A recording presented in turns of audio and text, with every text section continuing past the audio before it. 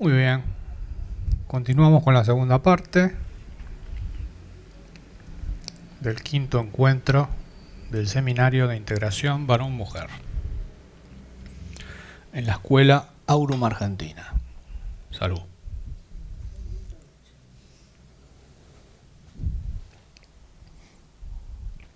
In vino veritas. Vamos a pedirle consejo. Vamos a pedirle consejo al vino para que nos lleve a la veritas. Bueno, habíamos visto en las reuniones anteriores que en el ciclo heroico de la Ilíada y la Odisea, la construcción social que se da en el ciclo heroico no es arquetípica. O sea, los personajes del ciclo heroico son personajes que no pueden ser encerrados en una época. Eso es lo interesante. Entonces, por eso tuvo tanto valor las narraciones del ciclo heroico de Homero y hasta el día de hoy. ¿Por qué? Porque los personajes contienen claves para situarse más allá de lo arquetípico, de lo dado por el otro o por la cultura. Por ejemplo, en el ciclo heroico, en el Olimpo está Zeus. Y en la Tierra, ¿qué varones hay? Están los Anax, que quiere decir soberano. Soberano de sí mismo. El que reina sobre sí mismo. Estaban esos varones. Y esos soberanos de sí mismos tenían diferentes particularidades. Estaba Agamenón, una particularidad. Menelao, el primer esposo de Helena, otra particularidad. Odiseo, que es Ulises. Áyax, Aquiles. Todos ellos son reyes guerreros. Y son convocados ante Troya por el famoso rapto de Helena. O sea, como la raptan a Helena, los convocan para ir a buscarla donde esté, porque tenían un pacto de soberanos.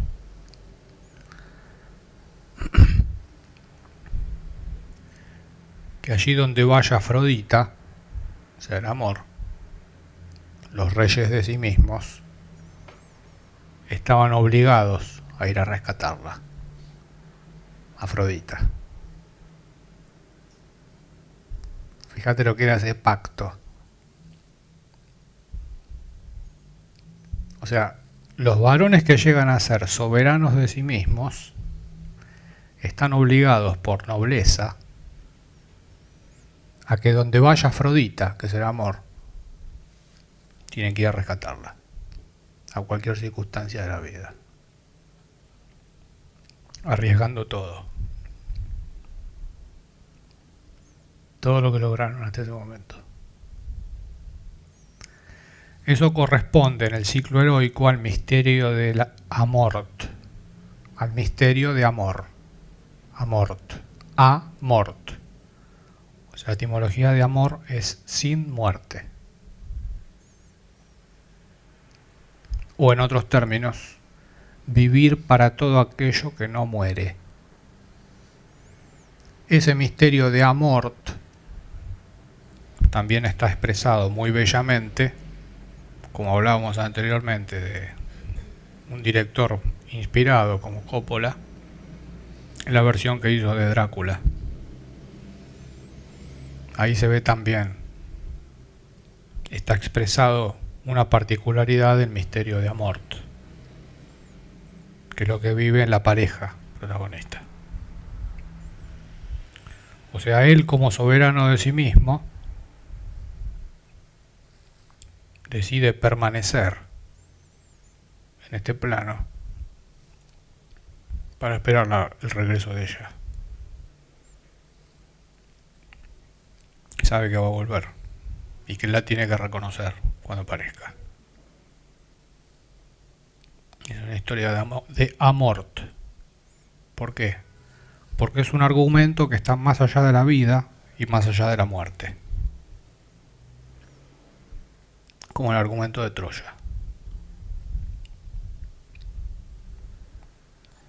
Por ejemplo, cuando el rey Príamo de Troya, que fue quien le dio asilo a Helena, la ve en su hermosura, en su desnudez, en su esencia, el rey Príamo dice: no es raro que siendo tan hermosa, los hombres se maten por ella. Está hablando de Afrodita, del misterio del amor, que es un misterio por el cual todos los hombres van atrás y pueden llegar a arriesgar todo en cualquier momento. Ese es el misterio del amor. Esos argumentos, el argumento de Afrodita, del misterio del amor, de la mujer que es fiel a su deseo, Helena de Troya, y que no puede ser encerrada en un rol arquetípico, pues habíamos dicho que Helena, al ser fiel a su deseo en cada instante, que es Afrodita encarnada, que eso es el amor, no queda encerrada en los roles fijos. O sea, empieza como esposa y como hija, pero para priorizar su deseo, desobedece como hija y desobedece como esposa. Se va con Paris al otro lado. Y al final de la guerra de Troya, dice el hijo de Ulises que termina con el primer esposo, vuelve con Menelao. Que te hizo todo un itinerario, pero siendo fiel a su deseo. Eso es Afrodita. Fíjate, el mismo argumento del misterio de Amort, lo habíamos mencionado la vez pasada, está en Simón el Mago. Cuando habíamos dicho que Simón el Mago, que era un contemporáneo de Jesús, que a Jesús también se lo conoce como Jesús el Mago o Jesús el Hechicero, porque había aprendido magia en Egipto. Había estado en la escuela egipcia de magia. Por lo tanto, cuando vuelve a Judea, ya grande, los rabinos decían: vos sos el que aprendiste, fuiste a Egipto a aprender magia. Imagínate lo que era para un judío arquetípico que haya ido a Egipto, que era la tierra de los enemigos de ellos, a aprender magia egipcia, o sea, la magia de los enemigos, y que vuelva a la tierra de ellos, y que encima se haya casado con María Magdalena, que era de Babilonia, y había sido prostituta etaira en los templos de Inanna, de Ishtar. Imagínate lo que era para esa época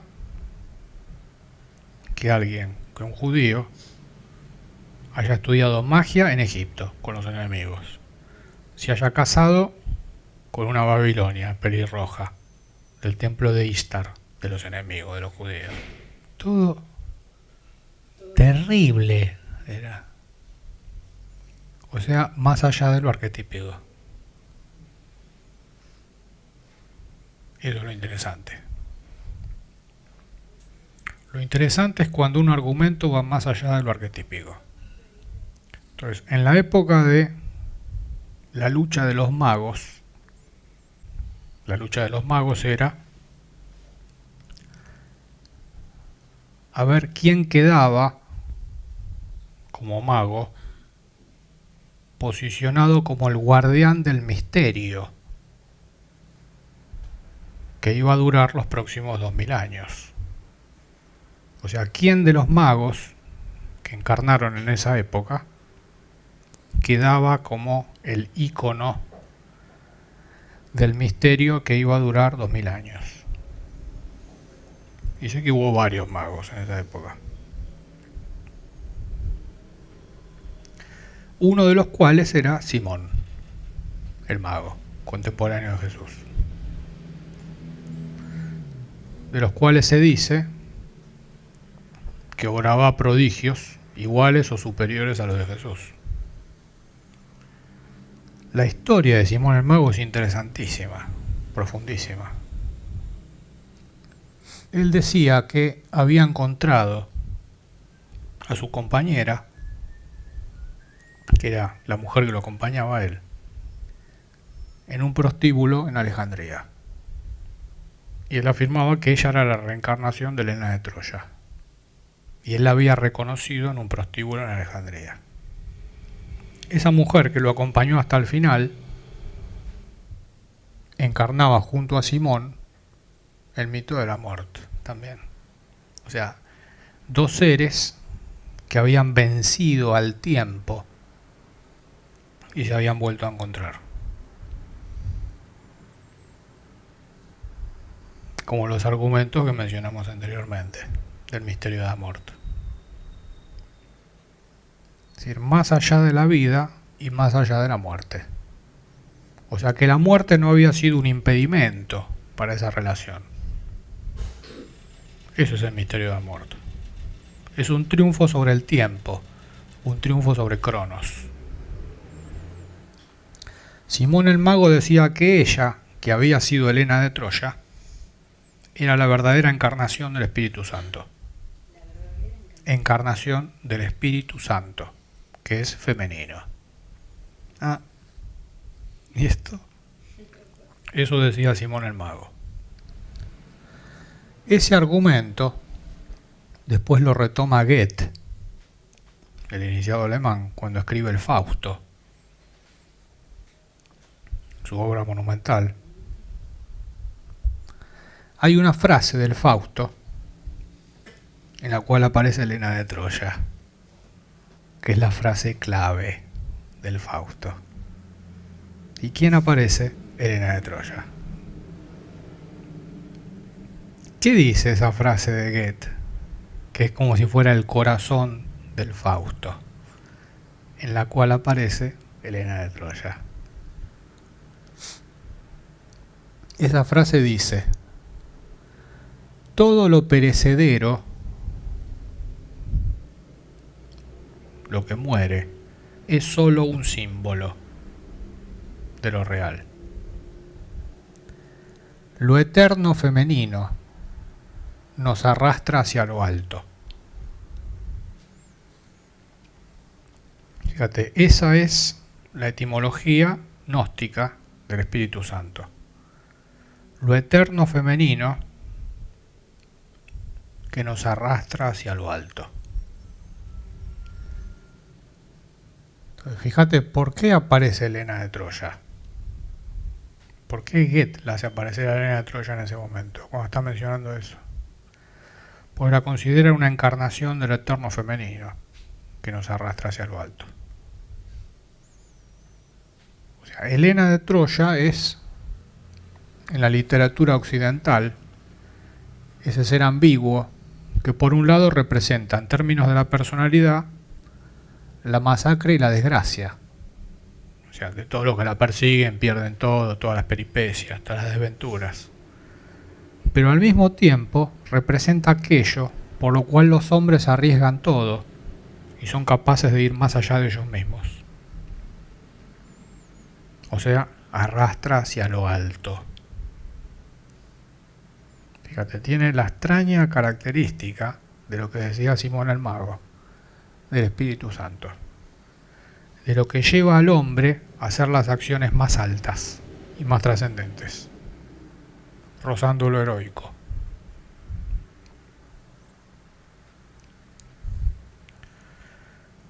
Curiosamente, Simón el Mago protagoniza una escena en Roma de lo que mencionábamos, la lucha de los magos. Ante el emperador de Roma, que era Nerón en esa época, dice que se presentan Simón el Mago con Helena, y por otro lado se presenta Pedro y Pablo, los discípulos de Jesús. O sea, el hermano de Jesús, Pedro, y Pablo, para demostrar, como si fuera, quién iba a ser el guardián del misterio que iba a regir en Roma durante los próximos 2000 años. Recordemos que Roma era la reencarnación de Troya, porque quien funda Roma es Eneas, que abandona Troya cuando el oráculo le da las señales de que tiene que abandonar ese lugar y ir a refundar la ciudad sagrada. Por eso la Eneida es lo que continúa la Odisea, que es la fundación de Roma. Por eso Roma, Troya, tienen las mismas sílabas.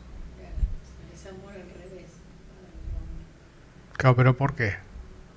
Porque tiene que ver con el misterio de amor. Entonces lo que se juega en esa lucha de los magos, en la cual está Simón el mago por un lado y Pedro y Pablo por otro, se menciona que el acto que hizo Simón fue volar por los aires, amparado en el amor eterno que sentía por Helena, que era el Espíritu Santo. Menciona las crónicas de la época que mientras Simón volaba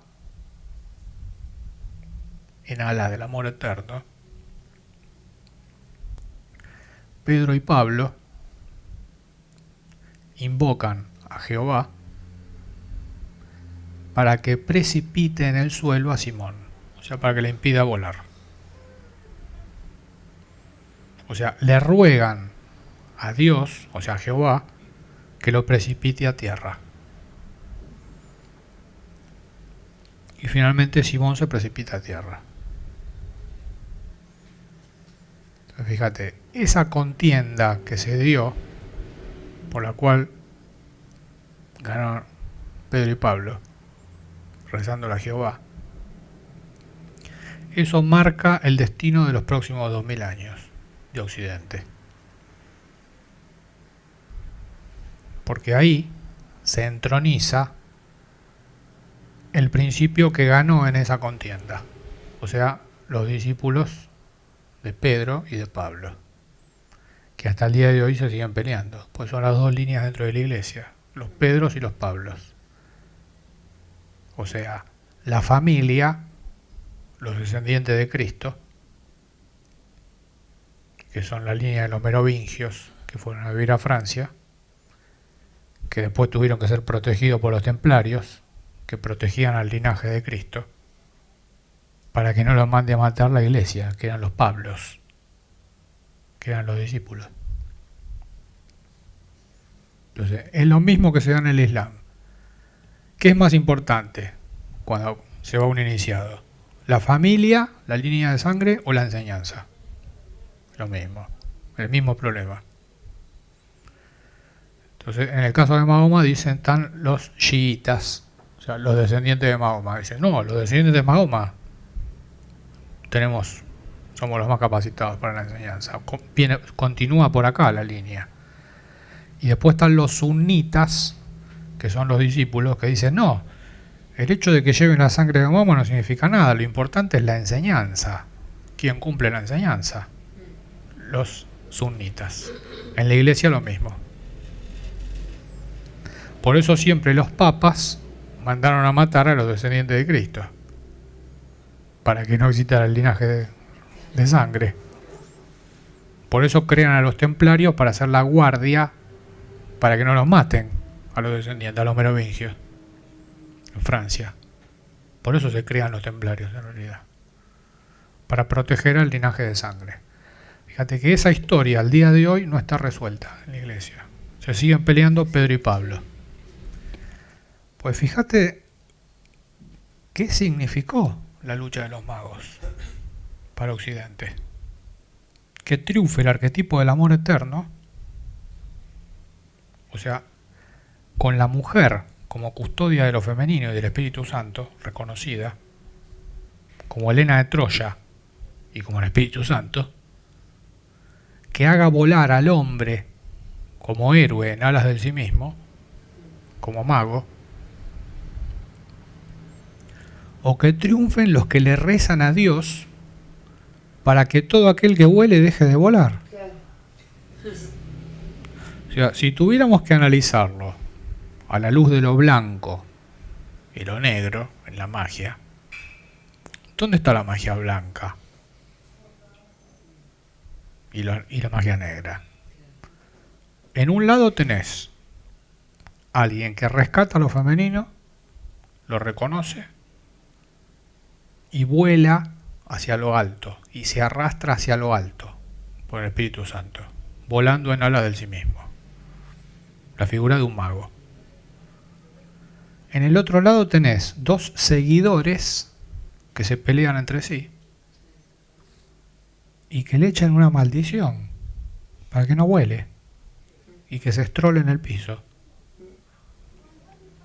Y no hay lugar para la mujer. Bueno, ¿qué línea ganó? Esa. Acá, muy bien. Ahí se produjo la catástrofe. Ahí se produjo la catástrofe. Vos fijate cuál es la catástrofe hoy de la iglesia. Está todo invertido. Está todo invertido, exactamente.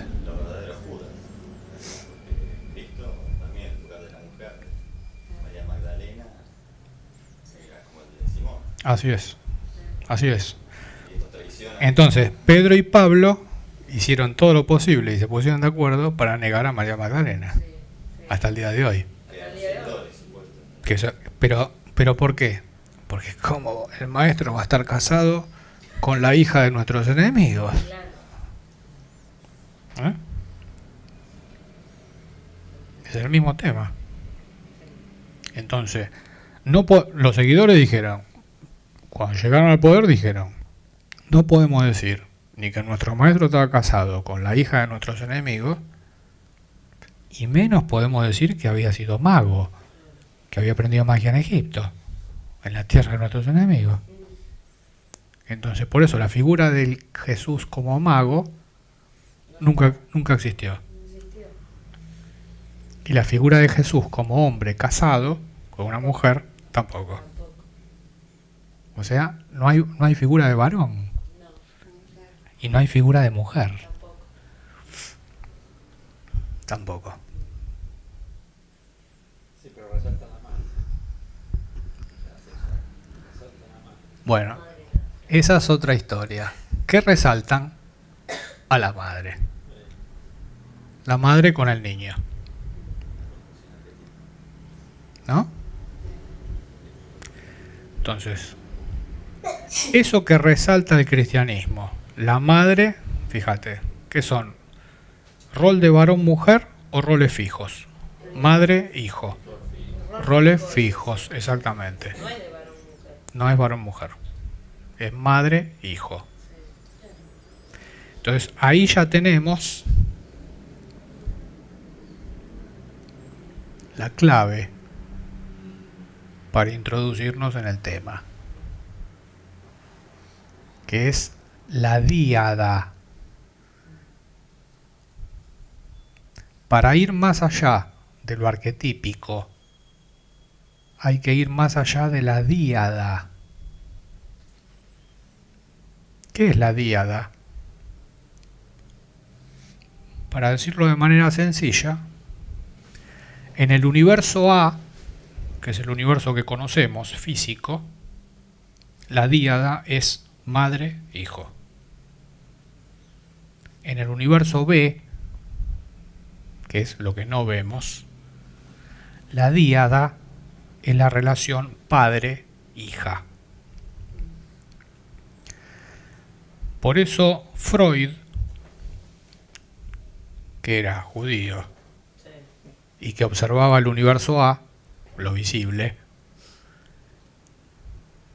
¿de qué se da cuenta? De la díada. Que todo el universo A funciona dentro de la díada, madre-hijo. Por eso pone el complejo de Edipo. Está todo dentro de eso.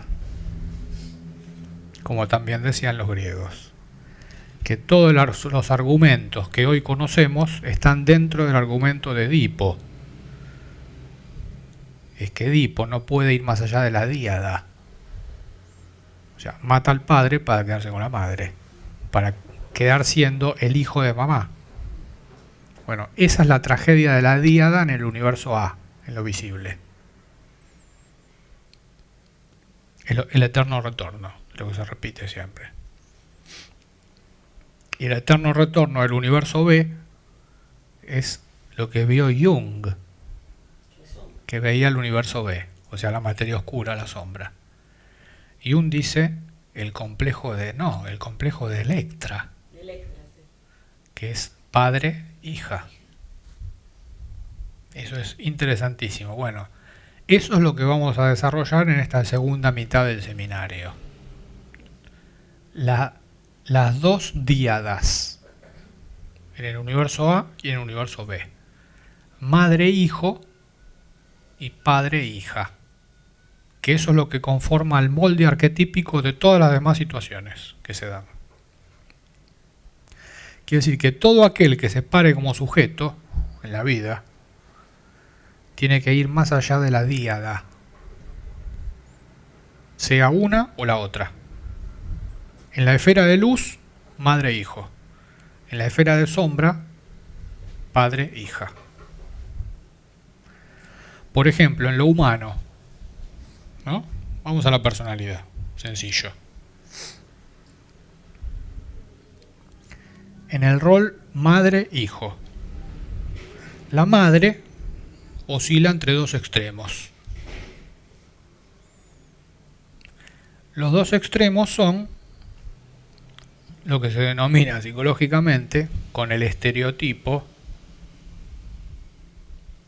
madre sobreprotectora, un extremo, o madre abandónica, el otro extremo, ¿no? El rol de padre oscila entre dos extremos también.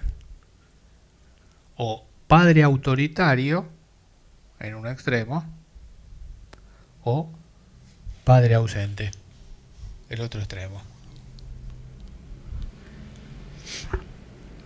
Entonces, esos extremos del padre y de la madre, en los cuales queda atrapado en ese argumento, todo varón que transite por la figura del padre queda atrapado entre o el padre autoritario o el padre ausente.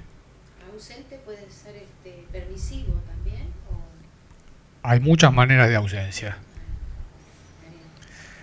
Pero la mujer, ¿entre qué queda atrapada cuando queda dentro del arquetipo madre? Entre ser sobreprotectora o abandónica. O sea, si le da todo al hijo y se olvida de ella, sobreprotectora. Todo el tiempo pensando en el otro, en el hijo. Pero porque se olvida de sí misma. Un extremo. O si no, abandónica. O sea, no le importa nada del hijo o de los hijos, se ocupa de ella. Dos extremos. Los dos extremos. El padre también. Cuando es autoritario, no le importa nada de los hijos. Lo único que le importa es la ley que él pone. Un extremo. O si no, ausente. No le importa nada de los hijos, hace lo que se le canta, se va donde quiere. Retira su presencia. Fíjate, esos extremos, en padre y en madre, ¿acercan al sí mismo o alejan? Alejan. Lo interesante de esto es que vos fíjate que eso es general, esto que estamos hablando. Es para todos por igual. O sea, todo varón que transite el arquetipo padre va a oscilar entre el argumento padre autoritario, padre ausente. Y toda mujer que transite por el arquetipo madre va a oscilar entre madre sobreprotectora o madre abandónica. La pregunta es, si todos transitan por igual, ¿ese argumento es propio o viene de otro? viene de otro. Quiere decir que cuando un padre es autoritario, no es él. Lo mismo que cuando es ausente. Y cuando una madre es sobreprotectora, no es ella. Lo mismo que cuando es abandónica. Ni en un caso ni en el otro. Por eso es una manera de testear en los roles fijos, padre-madre, muy interesante. Si vos ves a alguien, o sea, si vos ves a una mujer que siendo madre no cae en la sobreprotección, en el argumento de la sobreprotección, ni tampoco es abandónica, decís, opa, ¿qué pasa acá? Esto es interesante. Quiere decir que ahí hay un sujeto que se está resistiendo al argumento prefabricado. Claro, y puede buscar otras maneras de ser madre también. Ah, O otras maneras de ser madre. exactamente. Exacto. Lo mismo con el padre. Lo mismo con el padre. Si vos ves un padre que cuando ejerce la función paterna no cae en el autoritarismo, pero tampoco cuando nadie le hace caso se transforma en un padre ausente, quiere decir que ahí hay un sujeto. Fíjate, eso es ir más allá de la díada. Madre-hijo, padre-hija. Si vamos al, por ejemplo, a nuestro viejo conocido, el Liber Aleph, el libro de magia, ¿qué dice sobre la díada? Oh, lo tenía preparado para hoy. Esas son las cosas que van surgiendo y surgió naturalmente el tema. Yo lo tenía por las dudas o por las certezas, depende de cómo se mire. Lo tenía por las certezas. Justo en donde está abierto el libro, apartado de las nupcias místicas, o sea, de la unión de los opuestos. Qué maravillosa es la sabiduría de esta ley del amor. Fíjate todo lo que hablamos antes. Sabe, sin embargo, y acá viene el tema, que toda oposición es denominada en su esencia dolor, y que la alegría reside en la destrucción de la díada. Vamos a centrarnos en dos puntos. Toda oposición es denominada en su esencia dolor. Habíamos dicho, primera oposición en el arquetipo madre. Madre sobreprotectora, madre abandónica. Oposición. Si los argumentos triunfan en el arquetipo madre sobre el sujeto, hay dolor. El resultado es dolor. Así como en el caso del varón, que transita por el arquetipo padre, si el argumento del padre autoritario o el padre ausente se manifiesta, el resultado es el dolor, el sufrimiento. ¿Y dónde está la alegría y el éxtasis para el Liber Aleph? O sea, para la liberación al cabo de la estrategia. La alegría reside en la destrucción de la díada. ¿Qué quiere decir la destrucción de la díada? Que una relación de un varón y una mujer, para desembocar en la felicidad y en el éxtasis, va a tener que destruir a las dos díadas. O sea, la posibilidad de quedar encerrada la relación en madre e hijo y en padre e hija. Ninguna de las dos cosas. Si la relación del varón y la mujer queda en alguna de las dos díadas, el resultado es el dolor y el sufrimiento. Y no hay liberación. Fíjate, eso es muy contundente. Y se nos da a la vuelta de la esquina en todas las relaciones que encaramos, como varones y como mujeres. Permanentemente se da eso. Entonces es como una doble, ¿viste? Como la doble serpiente que intentaban esquivar los egipcios. O sea, si no te pica una, te pica la otra. ¿Qué haces? Si te corres más para un lado para esquivar a una, te pica la otra. O sea, si esquivas madre e hijo, es muy fácil caer en la otra. Padre e hija. Es complicadísimo. Pareciera como que tiene opción. Fíjate, la alegría reside en la destrucción de la díada. Pero fíjate, pero la destrucción dice directamente, no es negociar con la díada. O sí o sí es. No es negociar con la díada. Es destruir. Es destruir. Claro. En el medio tampoco. Exactamente. Ni quedarse en el medio tampoco. Y ahí entramos en la culminación del tema, por lo menos de hoy. Esto lo vamos a ir profundizando en las siguientes reuniones. El tema de cómo ir más allá de la díada, que es el tema para el varón y la mujer. Porque el tema para el varón es, en una pareja, no quedar como padre ni como hijo. Se le juega eso al varón. Y a la mujer se le juega en la relación con un varón en no quedar pegada ni como madre ni como hija. Esa es la clave. Entonces vamos a la culminación de hoy. La gran salida. Lo que permite la destrucción de la díada. Bueno. Y es así. La luz tuya, consciente de sí misma, repetimos, la luz tuya, consciente de sí misma, es la fuente y la incitadora de tu querer y de tu deseo,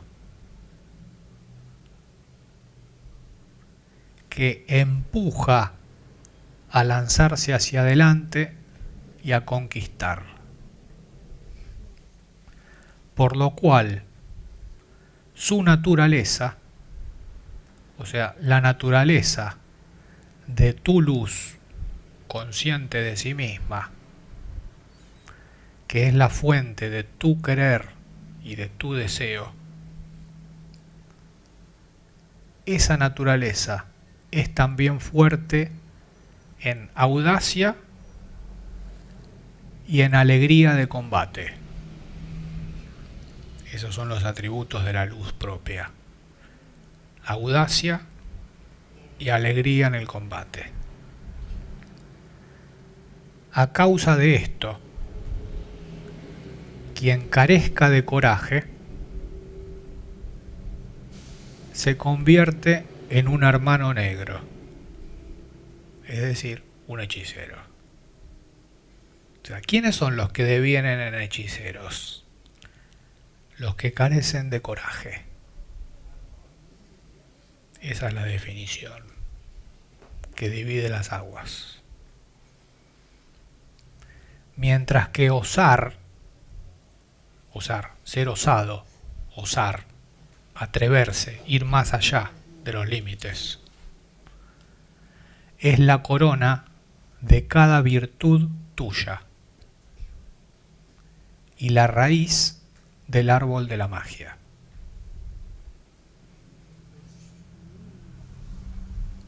Bueno, con eso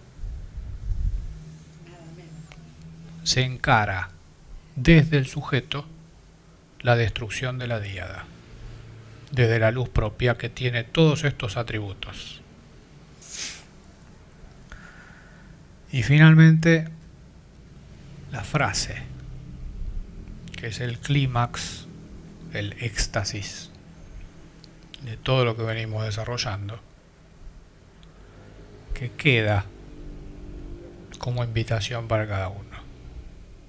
Surge pues, hijo mío, surge pues desde ti mismo. Ármate y apúrate para la batalla. Fíjate esa frase. Surge pues, hijo mío, es una invitación a que surja el sujeto.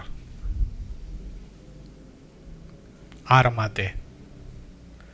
O sea, recupera las armas que te son propias. ¿Para qué? Para la destrucción de la díada. Y desde el coraje, apúrate para la batalla. Esto es para que el varón y la mujer triunfen sobre los roles fijos. En eso estamos, en ese argumento. Desde esto que hablamos, nos sostenemos y permanecemos. Bueno, que así sea en cada uno. Muchas gracias por estar y continuamos la próxima. Aportando elementos para la liberación en esta etapa de catástrofe. Muchas gracias.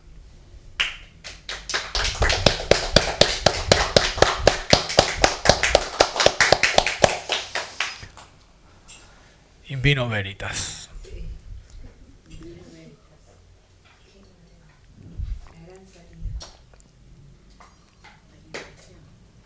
Que no es lo mismo que la salida de emergencia.